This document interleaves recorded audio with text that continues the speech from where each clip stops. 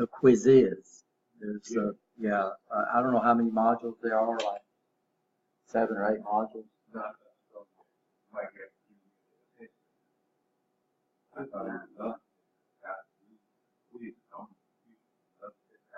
The actual certification, just because you do these quizzes on this computer right here does not get you certified. You have to go to the testing center on campus and pass the actual certification for MSSC. And like we said, you get a certification for each module. There's 4 modules. We're going to do module 1, which is safety. Module 3, production. Because those are the 2 that safety qualified to get hired on for that 6 months. I talked about that.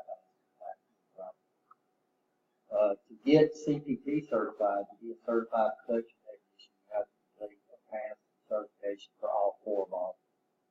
And the modules are listed on this banner right here on the left control.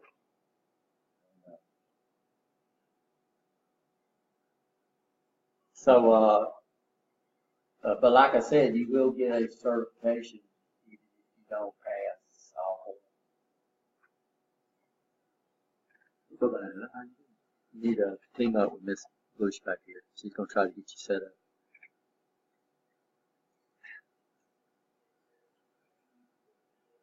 So any more questions? So what you need to do is you complete all the modules for safety. And what do you say you need to score on each one of them? 85. You score 85 or above. So you take a pre-test. And then I don't have access to that, but I've got access to another training site.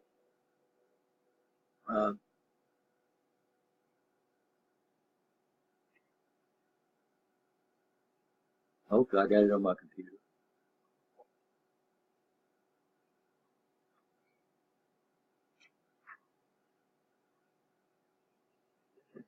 No, I don't have it on my laptop.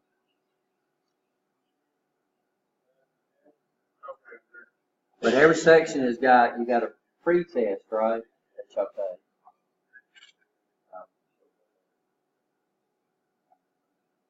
So you have a pre-test, you think. If you score over 85 on the pre-test, then what do you need to do? Go to the next. If you don't score 85, then you need to watch the training module, go through that, and you have to post it. Now, the pre-test, you can only take 1. Because all it's trying to do is identify you. The post-test, you can take multiple times. So if you don't score 85, then what you need to do is go back into the training module, right? Understand that and review, and then come back. Like I said, once you score 85, then you need to go to the module, right? Do the pre-test. It won't let you launch the module for the instructions until you take the pre-test. Does that make sense? And of course, what that does is give you an idea of what you need to do in the training. You can score 85 on those things. I'm not going to guarantee you could pass, but you got a really extremely high probability that you will pass the certification. Because most of the questions probably, sometimes they do things a little weird. And what they do is they reverse the order. So they turn the answer into the question. Does that make sense? On the true certification bill. It'll be the same material, but what they do is they have some of the questions are exactly the same, but you get off the post. But they have a tendency to put the same question, but they reverse. The answer is now the question, right? And they rephrase it so the original question would be that makes sense? Are we okay? So what we need to do right now is today we're supposed to have a lecture on safety. We all got everybody got logged in, right? Okay. Are we okay? So everybody got logged into the MSSC site. You don't have to do that right now. Everybody knows how to log into the training site. Are everybody okay? Right? And like I said, you can work on this at home or or not even at home. And any place you've got access to the internet, you can do it.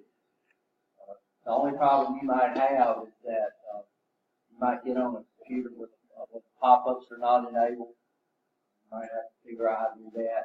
Or also a flash player has to be installed on your computer.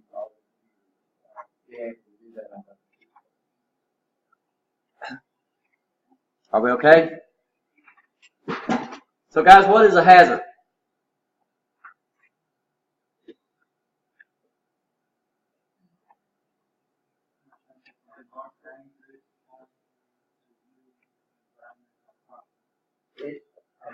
A hazard is anything that has the potential to cause an accident. Right? It don't mean it is going to cause an accident, but a hazard is things that have a potential to cause an accident. Right? So this is what we're going to look at here. Communication hazards, respirators, personal protective. When I first heard that, most people call that PPE. Personal and when I first said it, I said, what the heck is PPE? But now, it really makes sense.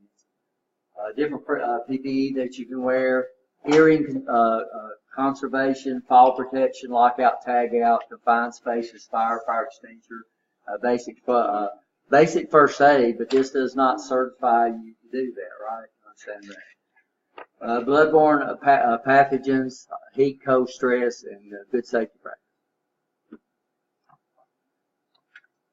So hazardous communication, these are signs that right to know, chemical hazard, written programs, training, container labels, material safety data sheets. And I should have brought one from outside. And then, of course, an inventory sheet. So chemical hazards. So what we do is we have, in fact, this should be what we talk about right now. So what they've done is they've developed a standard color code that when you see a certain color on a sign, you automatically know what it contains. You know that? So if we go clockwise, if I see blue, what does that mean? Yeah, some type of health hazard, right? You understand? Okay, that makes sense. If we see white, it means it's some type of what? Some type of special hazard. Acid, alkaline, right? Corrosives. Everybody okay with that? If we see yellow, it means it's something that's retroactive, right? Which means it may detonate. It may be a hazard. So, and then if we see reds, it means these guys here will burn, right? Flash points. So the signs themselves do what? Just the color of the sign lets you know what you're doing, right? Everybody understand that? It's just like street signs. So we have a standard color code on street signs. So if we see green, what does that mean? It's just information, right? So you see green signs on the interstate all over the place, right? If we see safety, what does that mean? I'm sorry, yellow. It means it's what? Caution or some type of hazard, right? That could cause an accident. If we see red, stop. So we know that, and of course, everybody okay. So we learn those color codes right off the bat, and we don't even think about that. I think that's a lot. When you go take the written portion of your driver's test, that's basically a lot of that, what that is, right? It's those different colors. So these are the ones that we use in industry.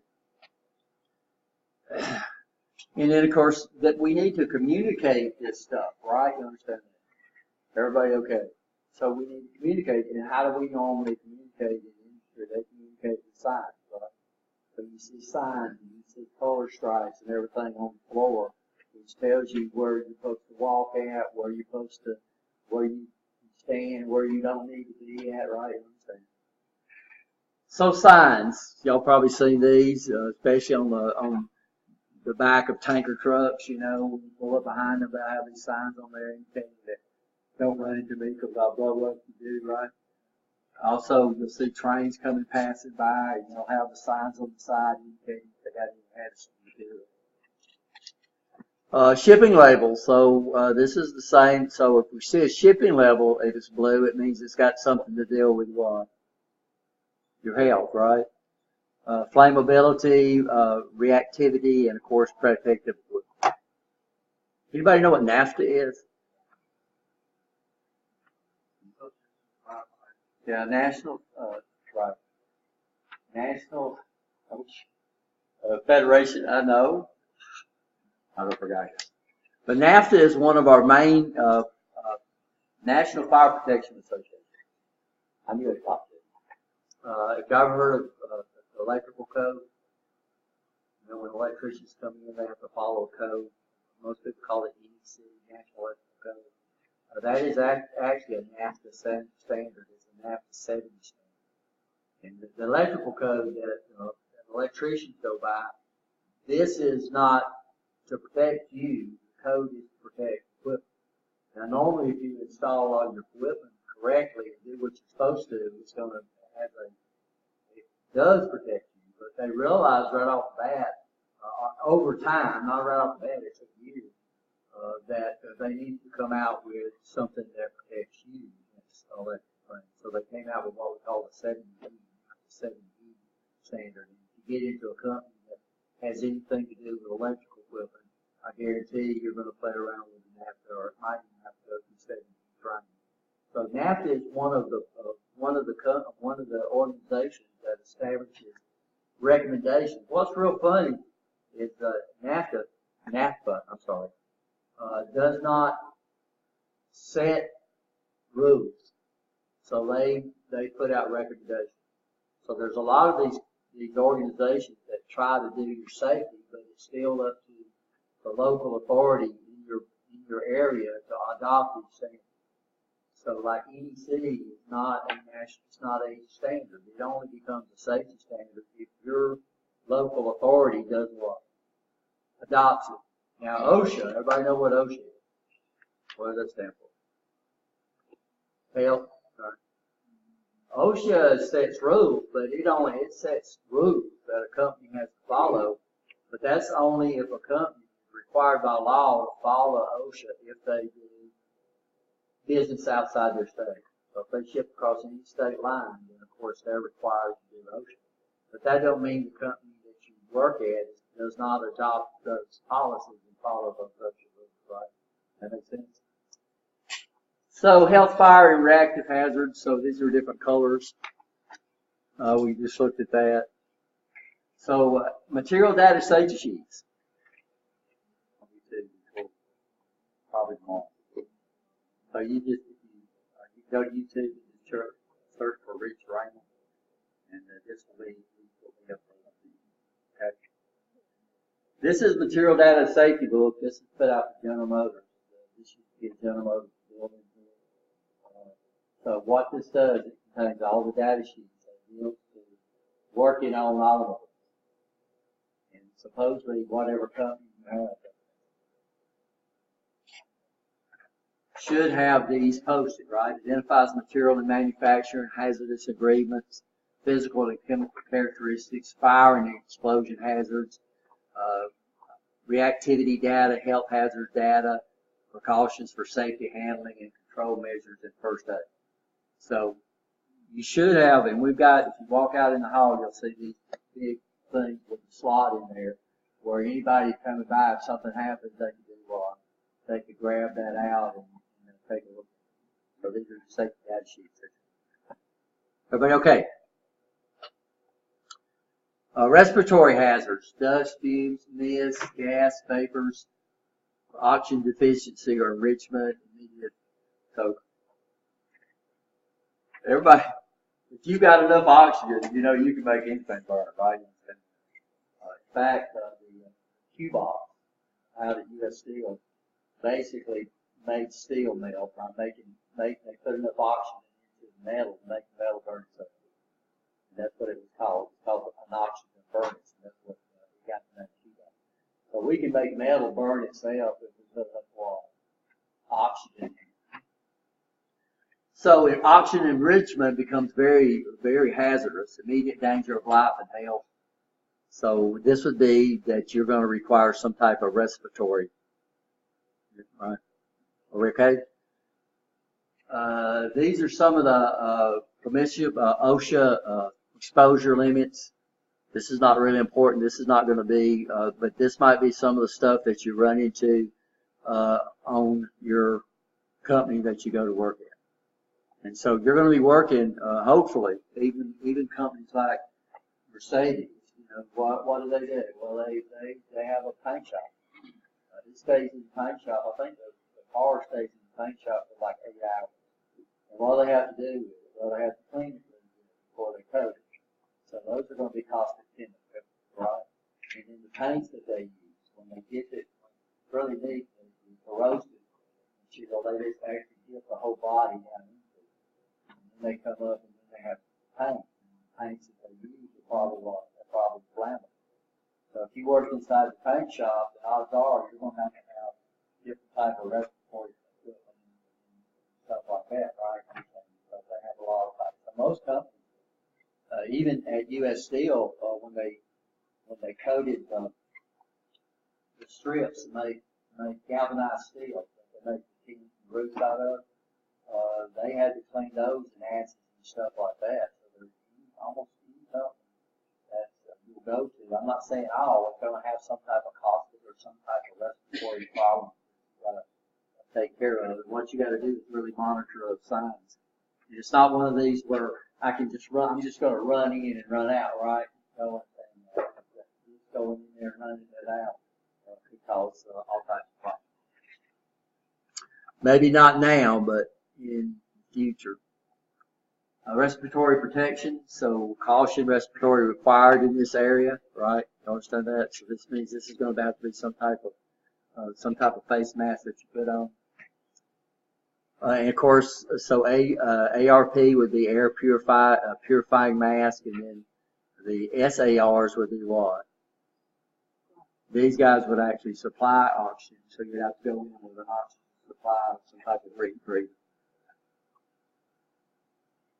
I was thinking about when I went in the Navy, when we was going through safety training, they had a gas chamber that we go in. We had a gas mask on, and we was in there breathing.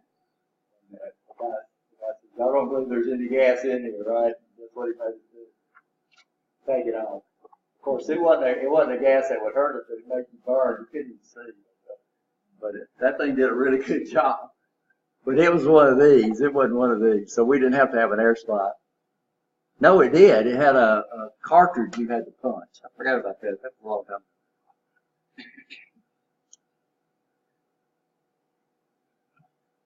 ago. These are different. These would be the respiratory protector that you wear. These are different ratings that you would look at. This would be stamped on, or on. These would be required on the respirator itself, depending on what type of environment you go into, right? So for a dust mask, it's got to have a rating of at least 10, right? Air purification, half face 10, full face would have a rating of what? 50. So y'all understand that? This would actually be on the actual respirator itself. Over here on your air supplies, you have airlines, and then this would be the rating on your different. Would be different ratings on your different full face mask, right? That makes sense? Are you okay? Limitations, these would be, of course, here's for poison. And then this would be different ratings on those. This is very, very important. I was in a situation where the cartridge, so what you do on these is you actually breathe through the filter. You probably seen people painting and stuff. And then those cartridges have a lifespan, right? You understand? So you need to make sure you keep up with that and make sure you replace those things when they're supposed to be replaced. Because if you don't, what does that mean? It's not doing what it's supposed to do. You know, it's just like my wife's fan filter for the air conditioner. She started whistling on us. We didn't know what it was. She said, my air conditioner is my air conditioner. And what had happened is we didn't replace the filter in there when we were supposed to. And it was clogged up, and she said, my air conditioner's not cooling like it should be. Well, what would happen, I've had this happen where the filter in my air conditioner, I didn't change it, it actually busted through. Well, it busted through, we want water. Everything that it was filtering out is what? Coming into the house, and also clogs up your tank. Not your bangs, your evaporator and your condenser.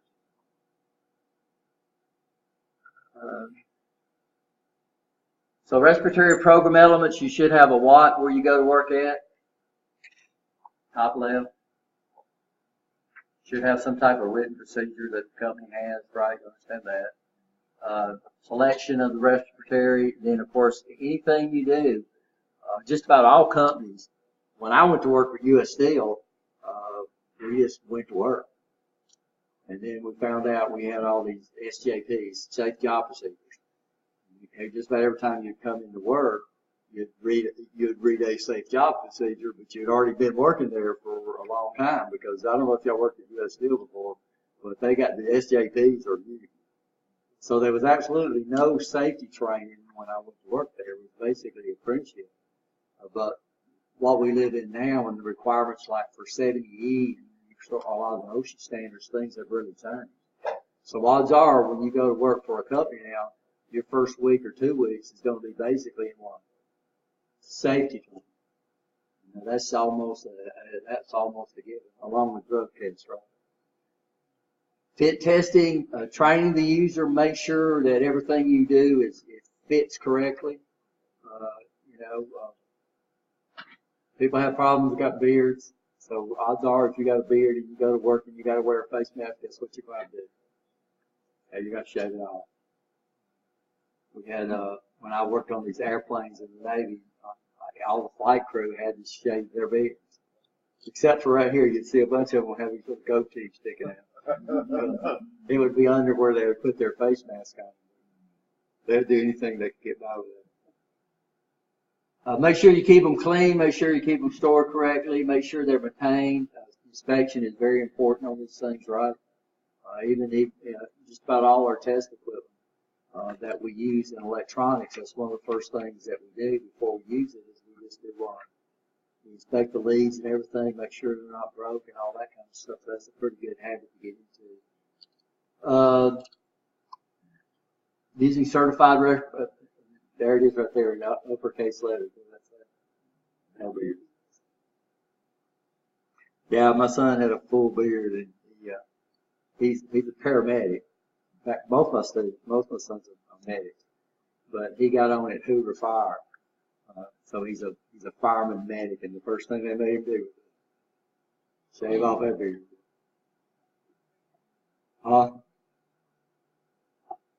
PPE.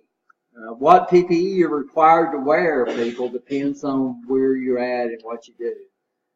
In maintenance, usually the minimum that you're going to wear is you're going to wear a hard hat, you're going to wear safety glasses, you're going to wear leather shoes, you got to have leather shoes. Some companies you go to work with require you to have steel-toed shoes. Some of them require you to have metatarsal, which is the upper foot, that type of stuff. The more energy level you get into, the more PPE you have to wear. So if you work inside a paint shop, you're going to wear probably a full body suit, right? A respirator and all kinds of these things. In electrical, we go all the way up to really high energy levels where these guys look like bomb disposal technicians. They literally got full face gears and all kind of paddings. So it all depends on where you go, what PPE is required. And of course, you need to monitor that. Out of U.S. Steel, we had to wear safety glasses with side shoots. And one of the guys out there, he came to teach here. He was really neat. He said, and he was a foreman. He said he was out there talking to one of the guys one time, and the guy had to scratch his eyes, and he scratched it through his glasses. So he had took the lenses out of his safety glasses because they fogged up all the time. So Dennis had to write him up. Are we okay? Everybody okay? Head protection. There's very few manufacturing companies that you go to work for, you're not going to have to wear hard hats. Of course, we have Class A. This is voltage protection. I'm laughing about something I did. Class B would be high voltage protection, C would be low voltage protection, and D would be like a firefighter. Bump caps, these are just little caps. These are not what recommended. Huh? Yeah. I was working inside a big service unit out there, and I took off my hard hat so I couldn't see, and I leaned over and touched my head on the disconnect. Talking about 440 volts. I guess that's why. I did it once. Luckily, my hair is leaving. Let's see, whose fault was that? It was mine. So yeah. Rich has done a lot of things, strange things.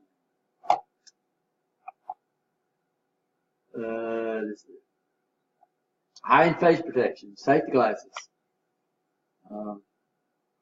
So safety glasses, we require safety glasses in just about every one of our classes that we teach. You only got, well, I got two pairs. They got that commercial on where the guy's got one eye covered up. You'll see that one. And the guy's opening up the champagne bottle and it pops off and what did it do? It to me is a good eye. So guys, your eyes are very, very important to you. You know, like the guy that was rubbing his fingers through there, working at a company called U.S. Steel. It's got all kinds of safety hazards.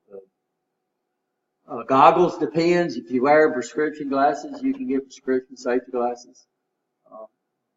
You know, that you wear. We also have safety glasses that are designed to fit over your regular glasses, which are still pretty common. Face shields, it depends on where you work. Y'all know what a face shield is, right? It's one that actually attaches to your hard hat, and it covers your whole face and wraps around you. And like I said, that depends on where you work and where they require. What you have to do is make sure you follow. What you find out, it amazes me, even today, what people will do to save 20, 30 seconds. Like running red lights or going. We had my neighbor at the train track right down below me got killed going between going between the gates to save, you know, even 5 minutes of your life. You know, you do things, run red lights. People run red lights all the time just to do what? Save a few minutes. So you know, we got safety videos that we show where probably 90% of the accidents that occur in industry is the person's fault. Just doing what? Skipping safety procedures. Just to save a little time or to impress the boss, right? That they go in and fix. We got one, the guy's name was Eddie, and he went into a high voltage. He was never supposed to go into a high voltage disconnect room by yourself. But something went down, and he went in there by himself. And he put a voltmeter across a service that he shouldn't have put it in. The meter blew up, and it blew the disconnect out. And they said they saw something they saw a fire moving at the end of it was Eddie walking around, and he was on fire. But what did he do? First of all, he didn't verify the test equipment that he was using was rated for what he got it into, right? Understand that. And another thing he did, he went in there by himself when he shouldn't have been in there. So anything, when I worked at U.S. Steel, it was that was a long time ago, guys. When I worked at U.S. Steel, you know, if you went to any service that was over 500 volts, you had to have at least 2 people. And we never, the whole time I worked at U.S. Steel, we never worked alone. No matter what we did, we always had 2 people. Hand and foot protection, this is what we're talking about. It all depends on where you work at, right? Where you do, what you handle, what type of gloves do you need to wear. In electricity, you have gloves, and the gloves are actually certified for different hazards. So you can't wear one set of gloves if you work on this, right? You understand that? So make sure you have the right gloves. Make sure they're checked out, right? Are we okay? Boots, steel-toed shoes, like a lot of companies go to work with require steel-toed shoes. That's another story. I worked at U.S. Steel for probably 4 years before they shut it down to build the Pikeman. And then I started working here. They called me back and I didn't go back. So, you wear those steel-toed shoes with those metal tarsals. Well, you move a lot of equipment around and you get into the habit of sticking your foot under there and setting it down on your foot and then sliding your foot out. And then you get home and you know what you do, right? You can guess what happened to me a couple of times. Once I set it down, I realized I didn't have on my steel-toed shoes. Metal tarsals. Everybody understand what metal tarsal guards are? These are guards that you put on the top of your foot. And then chemical resistance, what do you need? What do you need to wear? I was thinking about, I worked at U.S. Steel, so I use that a lot, because there was probably a million ways out of U.S. Steel you could get killed, because it was just a dangerous place to work. And when I worked out there, that's when everything was going, and there was over 10,000 people working at the plants between Inslee and Fairfield. And we averaged about one person every month get killed. And usually it was what? It was their fault, right? So they had over at the plate mill, they had them big old plates out there, and they would be steaming hot, and they'd have those people walk out there, and they wore they would take wood sole shoes and strap it onto their boots, and they would walk out on them plates, and they would be writing heat numbers and stuff on them. And I was thinking, if they were just a trim in the fall. So a lot of stuff is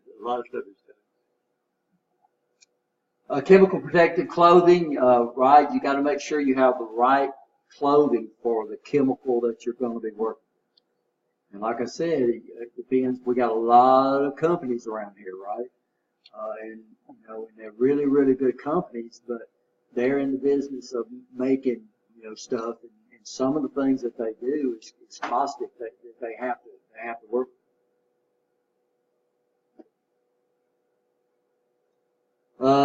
So this is just different types of somebody say that first word. Huh? Up to the top? Yeah. So these are different types of protective clothing that you might end up wearing depending on what, or gloves, I think. These are gloves over here on this side, right? That you might have to wear depending on what chemicals and what you want to work with. What you want to do is make sure you always have on the right clothing for what you're going to work with. And also, if it requires gloves, make sure you have the right gloves. Are we okay? And it says many others. Levels of protection, we can look at this. Level A, full encapsulated. Level B, chemical suits. Level C is chemical suits with air purification. And then D would be basically the main thing that I'll do. So even here, we don't deal with extremely high voltages. The highest voltage that we deal with is 220, 240. In the energy level that we have available, we don't require hard hats, but we do require gloves, leather gloves, right? You understand that?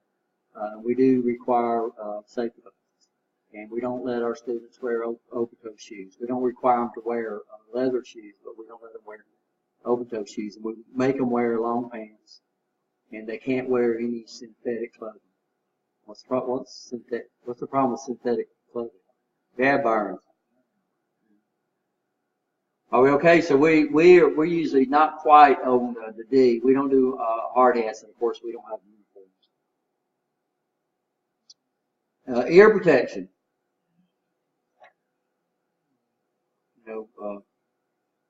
This is very, very important. You might be able to go into a high noise area once or twice, but the more you go into that, what happens?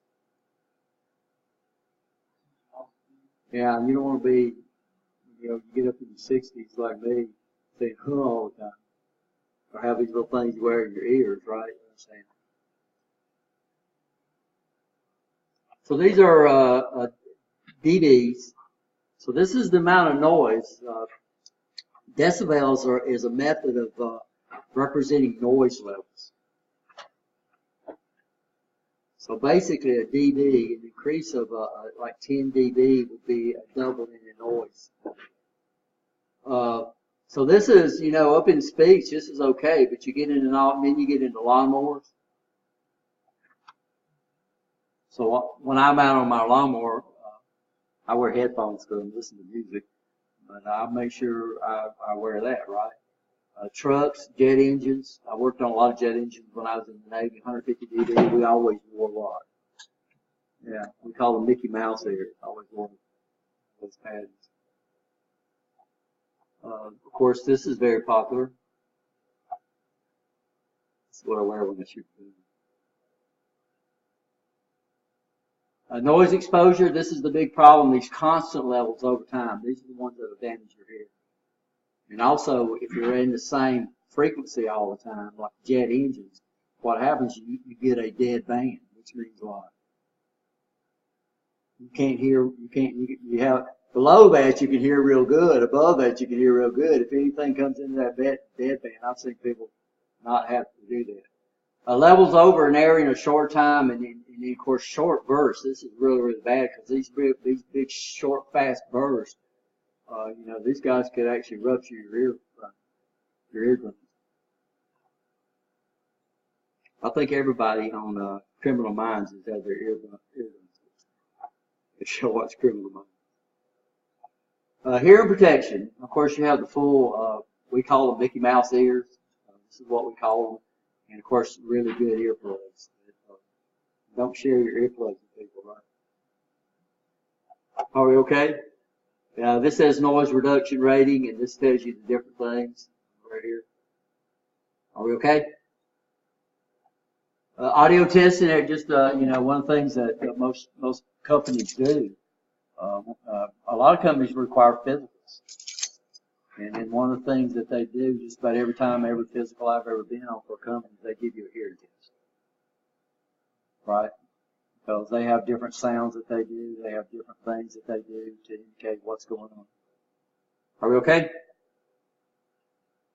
Of course, the fall protection. We have a video. I should show y'all that if I can find it. It's not a really good high resolution video, but.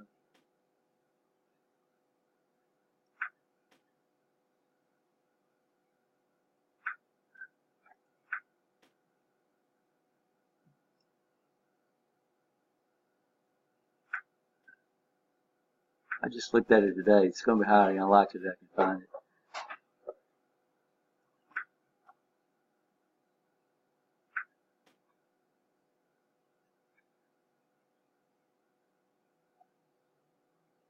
So this is not my video. I'm sorry for the resolution. But you see what they did? They opened up the door, and y'all know what's going to happen. They're going down in the basement, and there she goes.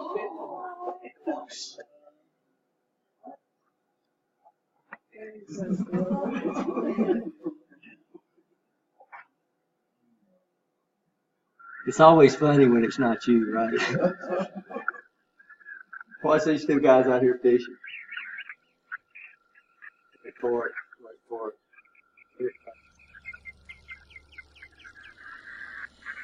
Here comes the seaplane going away on your light.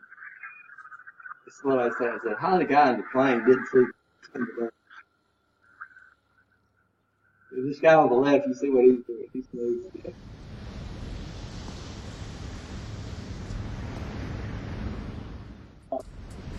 Hey, good.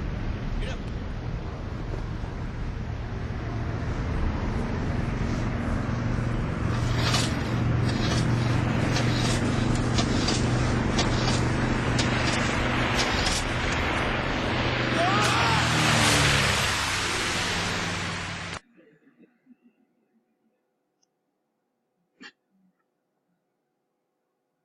Oh, this says bad day. We got to watch that one.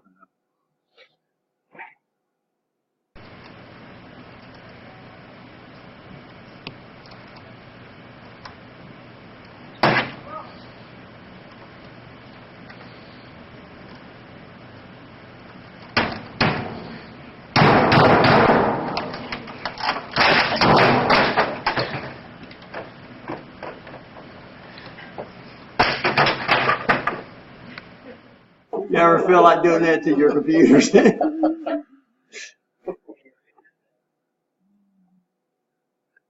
Oh, here's one that says bear. We need to watch that. At the river mouth, the bears catch only the tastiest, most tender salmon, which is exactly what we at John West want.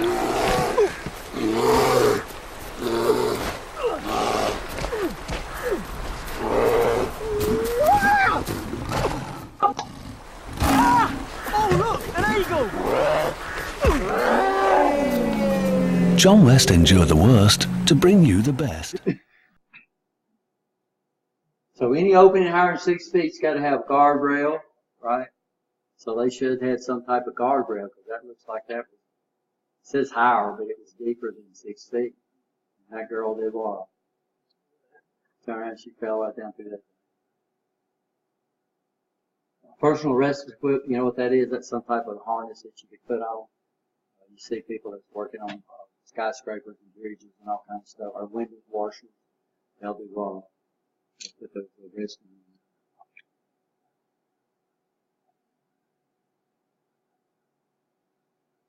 And this is what I'm talking about, the personal fall arrest system. Full body harnesses, lanyards, socket throwers. I've never seen those. I guess those would be in the rope itself. I think a lot of climbers, they wear those the ropes that they wear actually stretches. So if they do fall, it won't stop them like that. It'll actually spring them up. They showed that in one of the James Bond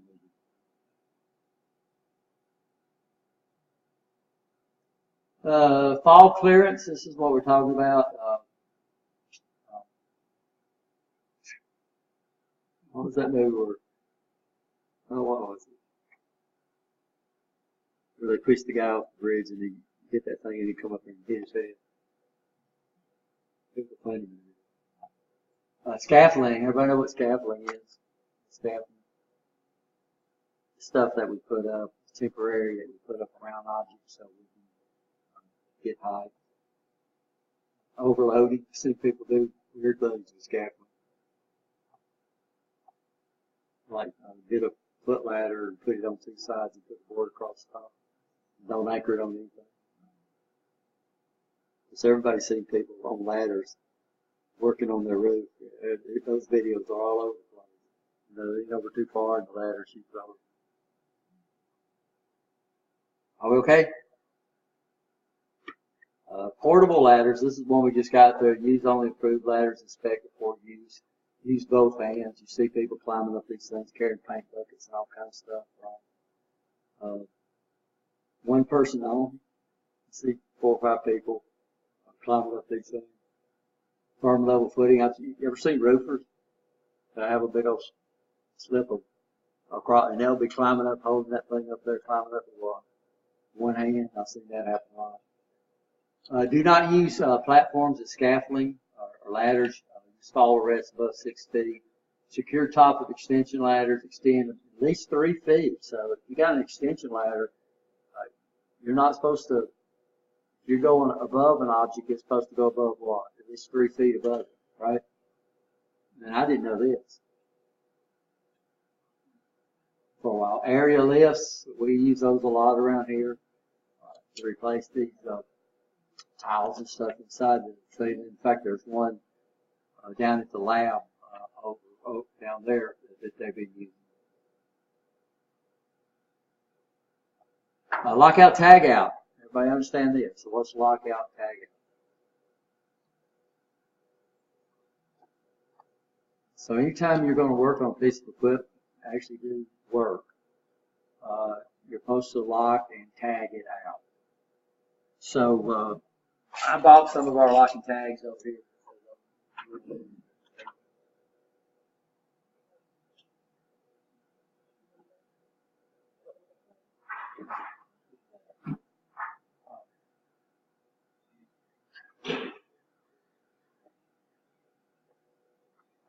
One thing, a lock, number one, it's got to be key. Key combination lock. Y'all hear that? Combination lock does not qualify as a lock. tags. I don't get these all in, but they wouldn't matter. I'll let, that is.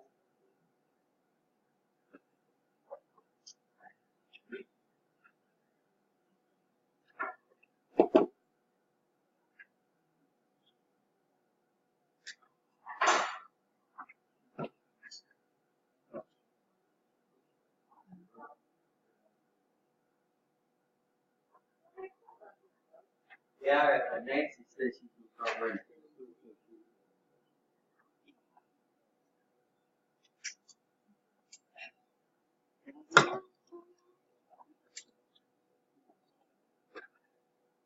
And another thing that a lot of people doesn't realize, what's the three main power sources we use in industry? Anybody know?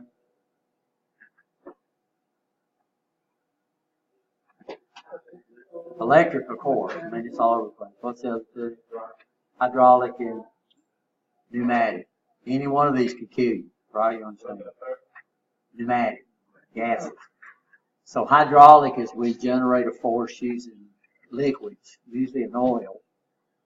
Pneumatics, we generate a force or a pressure using a gas, which is usually air. Then, of course, electricity, just about everybody's familiar with that. What a lot of people will do, what is it? Yeah, I did. Okay, thank you. What a lot of people will do is they'll lock out the electrical source, and then they don't lock out the pneumatic, and they don't lock out the hydraulic. And these guys can generate a lot of force, and they can really, really kill people, right? So one of the things you need to do is you need to lock out. So let's pause this. So it's only going to take me a minute to go over there and check that. I'm not going to lock and tag it. I'm making an adjustment on this thing. We had a guy out of U.S. Steel when I worked out there. He needed to go out and tighten some bolts on this big old 200 horsepower motor. He went out there and didn't lock it out. The new shift came in, and one of the first things they do is they jog everything to make sure it works. Went out there and jogged that motor, and that big torque wrench beat the guy to death. I forgot, I think it broke both of his arms and everything. But whose fault was it? He didn't do what? He was out there manually working on something like that and did not, and to save 5 minutes, he didn't do what? He didn't go out there and tag it out. And all power sources. We had a guy killed on the top of number 8 blast furnace. The switch cameras. Oops.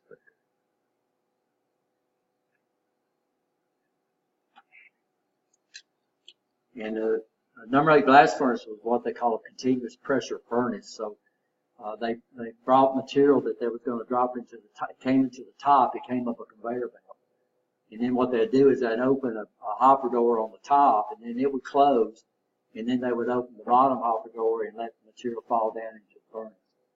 They had a problem with the top door in there. And they locked it out, they tagged it out, they did everything they were supposed to do, but what didn't they do? They didn't lock and tag out the bottom. So he was in there, and they wanted to watch something work, so they sent one of the foremen down there to override or do what they call a manual override. The guy went down there and pushed in the wrong override. The bottom door came up, killed the guy. Because why? Who saw what? Because they didn't do what? They didn't lock out all power sources in the area that they were working in. They locked out and tagged out what? The top one, but they didn't lock and tag out the bottom. Yeah, they said I wasn't over there, but they said they brought him down in 2 pieces. This is a lock extender right here. So what you would do, of course, you would open it up, and then these 2 jaws would go into the lock. And then you would come back and close it up, and then each one would put a lock in there. And you'd never, ever, ever, ever put locks in all 6. What you would do is that if you needed to go on, once you got to that 6th one, you'd come up here and you'd put another one of these in there. Because if you put them in all 6 and then somebody else comes along and they need to work on it, they have no way they could put their lock on there, right? You understand? So you'd always leave that 6th one open. And then you could put another one on there, and then you could put 5 more locks. So, but you see that once in a while. Here I come into work, I got 6 locks in there already, tags and everything on them, and I got to go find somebody now before I can do my work because I can't put my lock. Or I can do what? I can go out there and work on it without my lock on there. But as soon as I do that, then I'm putting my life in danger. Because all those other 6 people might have just finished up their work. I'm out there, got my head buried in something, right? You understand? And they come out there, they take all their locks and they throw the disconnect on. I'm out there under something or tied around within something. So if you use these extenders, you never want to do what? You never want to use the last one, right? You understand? And then you can just clip it on. So yeah, these are very, very common.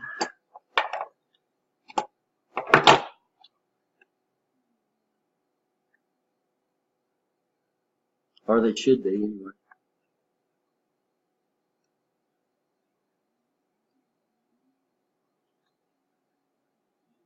So lockout, tag out, everybody okay there?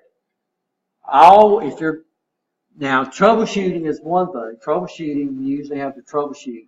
Troubleshoot is when you try to find problems. You can't find problems if the equipment is locked and tagged. So that's a little blurb in OSHA that says if you're doing troubleshooting that way. But anytime you do maintenance on a piece of equipment that has a power source, what should you do? Should lock and tag it, right?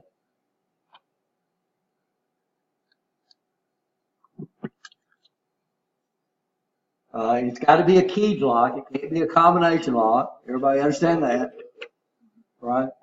It's got to be a keyed lock, and who should have the key? You. When I was out of USDL, there was 2 keys. The foreman had a key, and you had a key.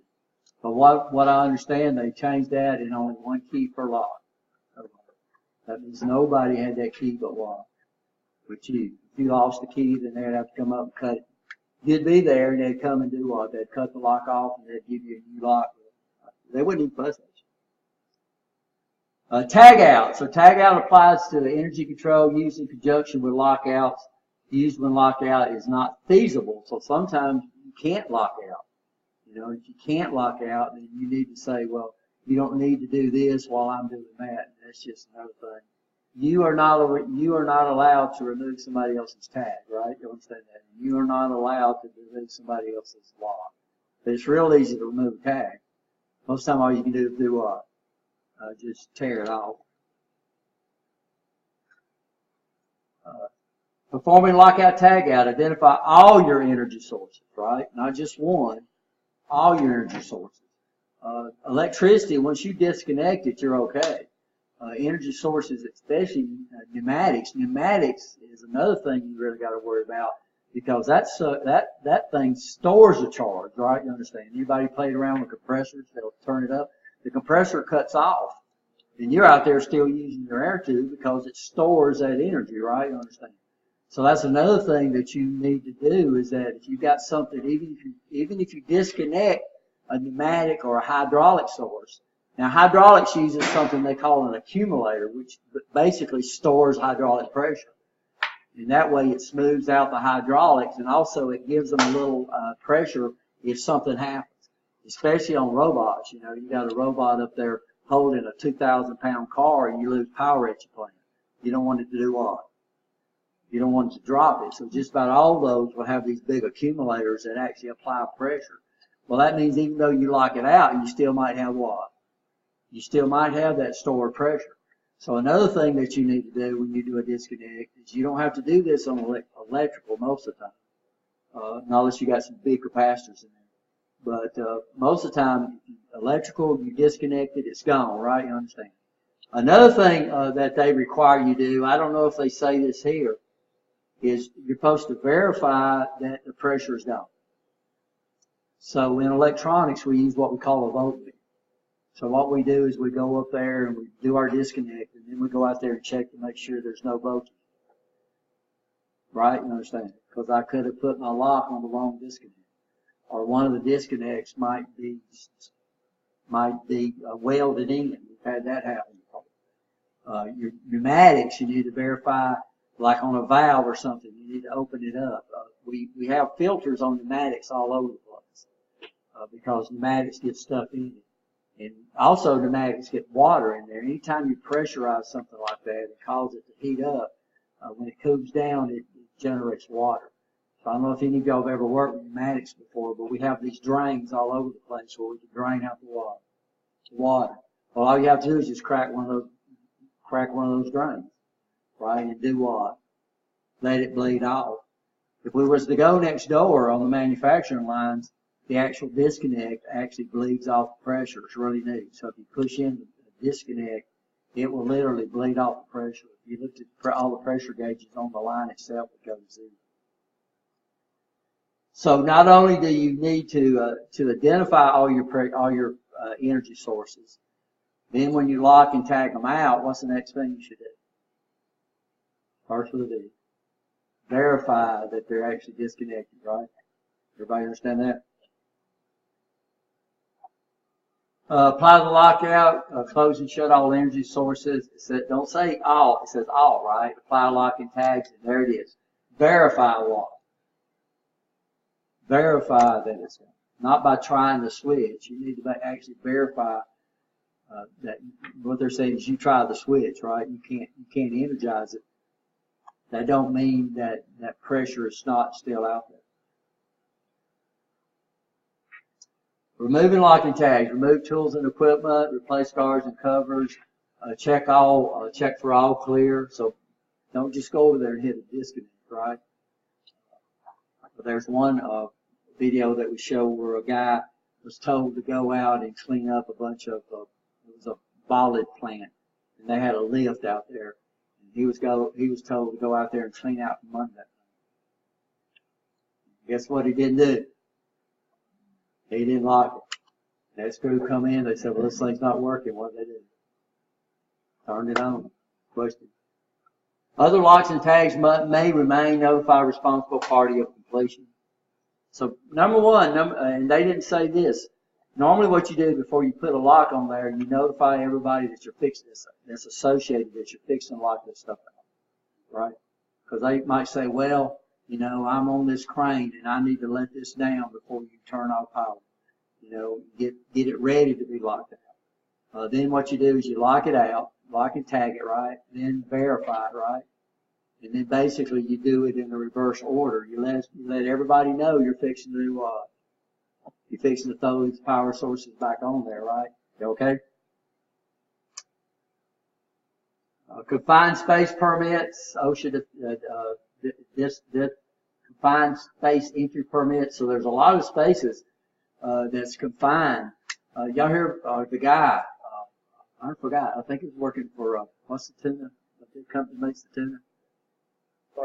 Starkist. And they had these big old ovens that they was going to cook. And he went into that confined space,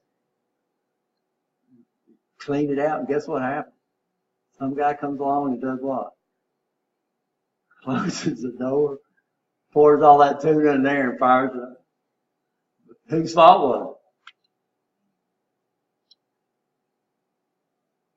Well, if he was going to do maintenance inside something like that, what should he have done? He should have locked out and tagged it. And then the other guy, before he fired up any equipment like that, what should he have done? He should have verified that the thing was empty. So it's kind of a twofold thing, right? Atmospheric hazard, oxygen deficiency, enrichment below, flammable explosives, toxic levels, and all this should be where? And you'll see some train cars come around. They'll have that triangle up there, and they'll have all of these colors on it. That means you don't want to derail that thing, right? You'd be surprised what they ship through our state here on both rails. And then other hazards. Hazardous energy, entrapment, engulfment, rescue, plan for retrieval. One of the things that we always looked at is what do you need to do if things do go wrong, right? We had, in the Navy, I worked on a big P-3 Orion. It was a sub chaser. Its mission was to sink and destroy submarines. And it could carry nuclear bombs in bomb bay. It had a big bomb bay. You'd open up that bomb bay, and It had a lock and tag on it, and we handled all the lighting and everything in there. Well, the airplane had an auxiliary power unit that they used to start the plane with. They could, you didn't have to bring in a power unit for this plane. It was self-contained. So you could fire up the auxiliary power unit, and it had a little door on the side of the plane that would open up. And one of the things we always talk about is what we would do if we were up in those bomb bays, standing on the ground, and those things closed. Would you grab onto the bomb bay rack and throw your feet up in there and try to get that? And then we heard the story, by the way, and I heard the same story about 4 or 5 different versions about a person being caught in the bomb bay doors. It closed up and sealed him, but he didn't die because it was pinched off. In fact, it was actually in a movie where the guy's wife got pinned between a tree, and she was pinned and crushed, and they knew she was going to die, but they knew if they backed the car off, it was going to die. So I heard the same story 3 times. But our story was the bomb bay door closed on the guy. They knew he was going to die as soon as they opened. They called the family in. They pulled up the floors on the airplane so they could get into the bomb bay so they could say goodbye. So when they opened the door, he would die. Then I heard it then when I got out of U.S. Steel, the story was about a guy getting caught between the coupling of a train. And then I saw the movie where the lady got caught between a car and a tree. So I couldn't tell if it's true or not. But it had lockout tagouts, and what happened is we were up inside that bomb bay, and that APU, we turned off power, so there was actually no power on the plane, so it couldn't have closed on us. But we were standing up in that thing, and then another guy, and that APU door closed. Like that, made a loud noise, and me and him both just fell and hit the ground. So that's what we decided we were going to do. So entrapment and avoidance and retrieval, engulfment, everybody okay here? So deciding what you're going to do. So, confined space permits. So there's some spaces that, especially on OSHA, that you got to go into. You just can't go into them, right?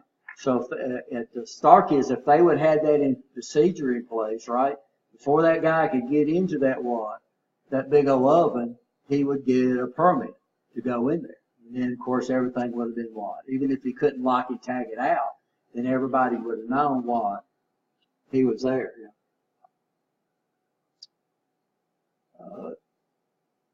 Entrance attendants and the supervisors, enter the space, perform the work, exit, attendants, right? Supervisor performs the air monitoring, controls other hazards. So what they're saying here is we got to have at least what if we're going to go into that. Huh? Well, attendance, yeah. Be present continually, maintain head count, maintain contact, make sure everybody that's in there is supposed to be in there. I don't know if y'all heard about the one out at U.S. Steel in the Q-Box. So if you've got enough oxygen and you have some type of flame, you can make anything burn, right? So there were some guys out at U.S. Steel, and Q-Box weren't off oxygen. So they're oxygen furnaces is what they are. And they were down in there relining the thing, and they didn't know they had an oxygen line coming in. And one of the guys did what? They had a cigarette. Killed all 3 of them. They burned them up. And I don't think they had an attendant. I don't think they had somebody outside. So basically they should have had what? Somebody outside the furnace. Blowing, this is required in the mine. You know, the mines have to go on what they call positive pressure. So if you ever look, so the mines now have these big old blowers, and they're constantly blowing air into the coal mines. In fact, anything underground, we make methane. There's methane gas under there. It's pretty dangerous. Used to they carry what a canary with them. If the canary died, it meant what? You need to get out, right? But now they run positive ventilation. Negative exhaust air pools. Most of our robots that run positive ventilation. So they have a fan blowing into it, and they filter the fan blowing in. Are we okay? Special equipment confinement, space entry, body harnesses, lifelines, mechanical retrieval systems, fall protection anchorages, test meters for checking for oxygen level. We'd go up on top of number 8 blast furnace, and number 8 blast furnaces put out carbon monoxide. Monoxide is the bad one, right? That's the one you can breathe, but it's got no oxygen in it. And that was one of the byproducts of making iron. So we had this little tester while we go up. We would test. You're supposed to only do it every once in a while, but every time I was on there, I was constantly doing that, trying to see if that carbon dioxide, they had a leak of it. Elements of a fire, so you need all 3 of these, right?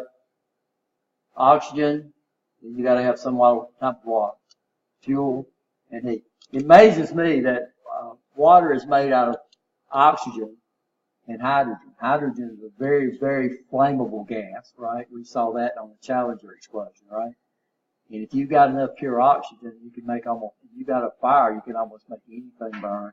We combine that and we get water, and we use that to do what? Put out fire. Is that amazing? So chemistry is really, really neat. So y'all probably seen this before. I've seen this quite a few times. Solids do not burn. Gases burn. Fuels must release gas vapor. So this is why wood itself is really not burning. It's just when you get it hot enough, it releases what? A gas vapor. So that's what actually catches on fire. And a lot of times you hear it bubbling and spewing and all that. But you must have a source of ignition. Y'all hear about, what was it up in Baltimore? Just in the news, where they had like how many houses all of a sudden just caught on fire? Y'all don't listen to the news? So I think they're blaming it on the gas company. I think they overpressurized their lines. And they're just popping up fires because it is in the house. Flashpoint, everybody okay there? So what's a flashpoint? That's the point where the fire actually flashes over, right? That makes sense? I don't know what L-E-L-E-L-U-E-L. I have no idea what that is. Anybody know what that is? I guess I have to look that up. Flammable is combustible, bonding and grounding. Planes that we worked on, we always had to ground them because they set out. Huh? Oh, did you look it up? Thank you. Upper and lower explosive limit. I need to put that on the slide. And I guess LFL and UFL stands for what? Lower.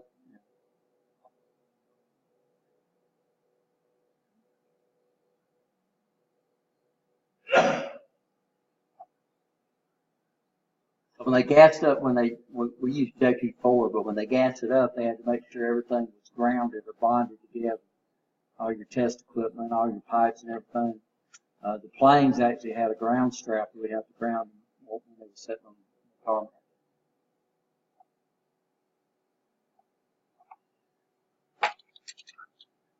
Classes of fire. Why do we need to know the classes of fire? Yeah, exactly right. You know, if you look at a fire extinguisher, if we look on this fire extinguisher over there, it's got a class of fire that it's designed to put out. So we need to look at that because we might have electrical fire. If I got electrical fire and I use the wrong fire extinguisher, it's either going to get worse, right? You understand that? Or it's going to cause people to get electrocuted, right? So what we need to do is make sure, so this is probably rated for both. This guy needs to be rated for both water, electrical, and other fire. So Class A is just what? Yeah, Class B, flammable liquids. So automotives, you know, they had the guys killed at that dealership. What, about 3 years ago? Killed like 3 or 4 guys. They were using the wrong chemical to clean brake pads. I forgot what dealership that was at. It was right here in Alabama, right here in the Birmingham area. And so they got a flammable liquid, right? You understand? They got something that burns, and somehow they had to get a what? They had to get a heat. They had to get a spark. I don't know how the spark came about.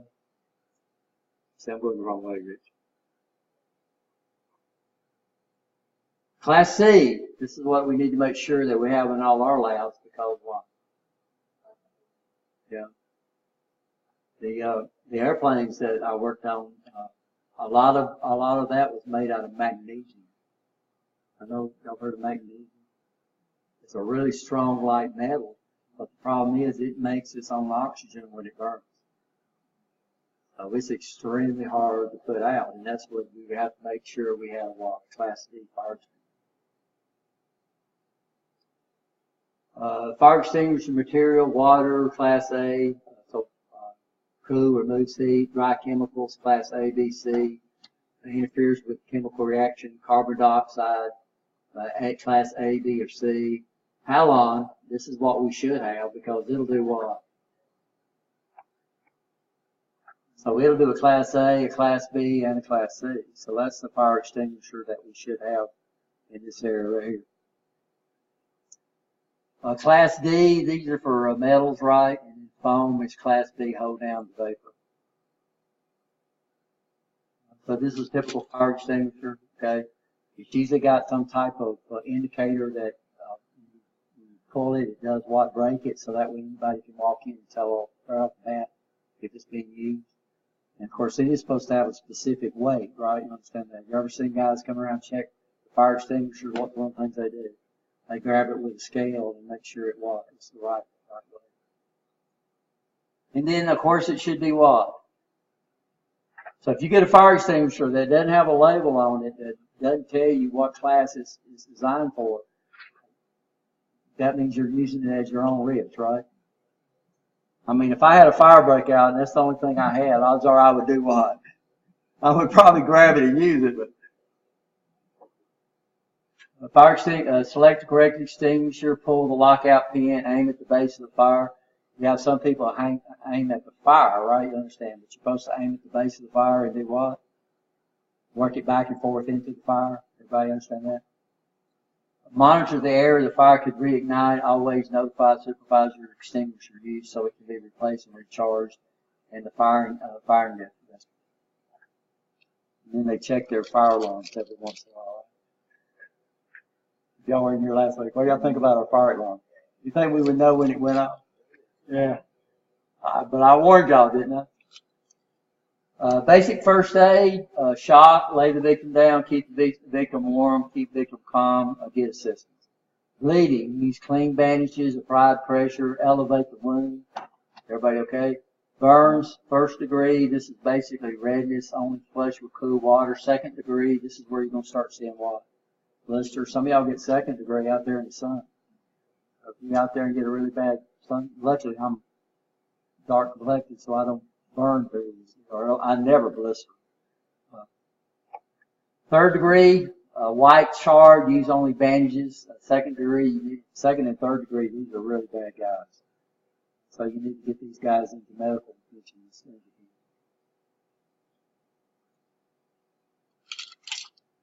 can. Fractures, closed fractures, no protruding bones. I'm laughing at myself. So when I had my motorcycle wreck, 2008, I got run over. I lost bones. I couldn't find them. It kind of shattered my pelvis. There's a piece of my pelvis that's gone. And they don't know where it's at. Probably some dog somewhere picked it up. And Rich sure tastes good. So I wonder why those dogs have been following me around. So open fractures, immobilized, controlled breathing, head and neck injury, do not move. And you probably notice anytime they have like a vehicle accident or something, usually the paramedics, that's the first thing they assume, right? They strap their heads down and everything. Chemical burns, flush with water for about minimum 15 minutes. Bite and stings. You got to be real careful here because we do have some people that's allergic to this. Luckily, I'm not. Poisonous bites. I had never been bit by a snake. Blood pathogens, right?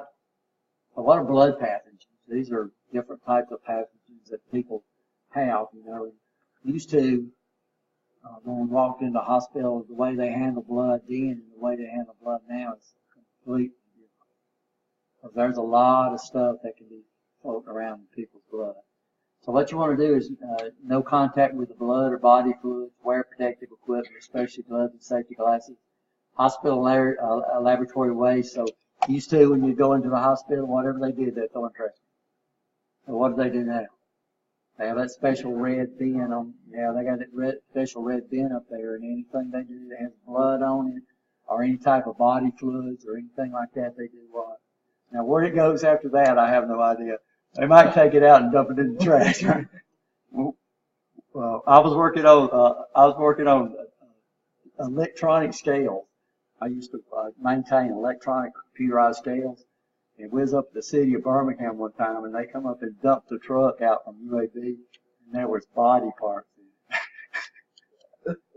The guy didn't realize that this is true. He was out there, they called it the compactor, but it's just a big old tractor that's got these big old heavy wheels.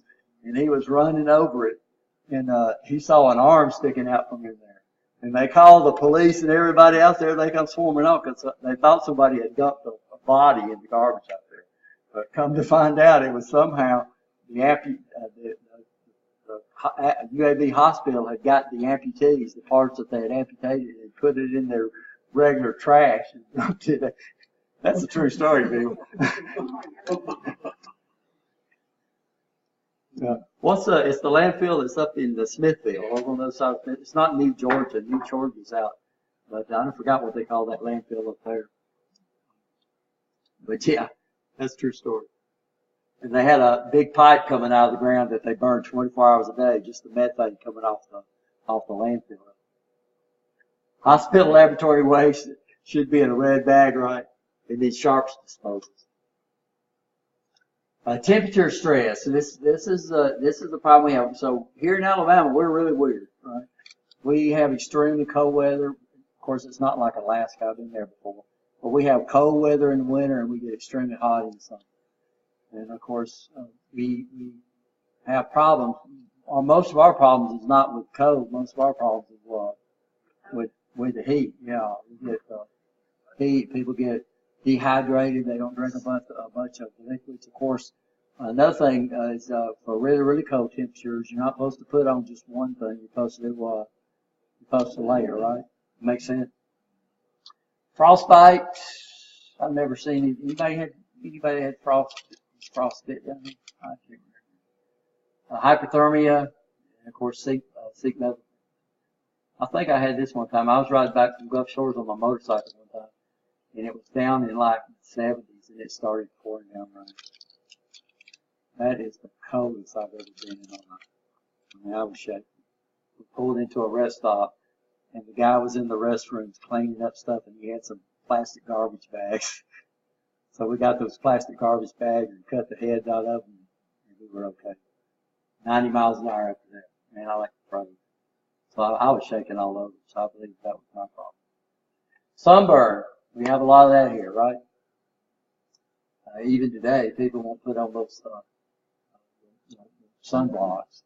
And then another problem we have is they'll put it on once and expect it to last all day. So you notice every one of them gives you a label and says you need to reapply, and most of them say if you get in the water, how often you do. Heat exhaustion, I've been there before. I've never had a heat stroke, thank goodness. That's not good. Anybody know anybody that's ever had a heat stroke?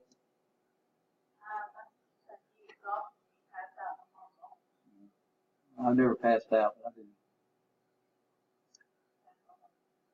Good safety practice, inspect work area, be an observer, housekeeping, keep things clean. That's very, very important. You go into shops and they got stuff laying all over the place. You got to clean you out of place for it to work. Put things back. A big problem we have is putting things back where you got them from. Just for us to inventory and know everything that's not out there. When I worked on airplanes, you had a tool checkout list that you had to do. Every tool you took out of the toolbox, you had to do sign it out.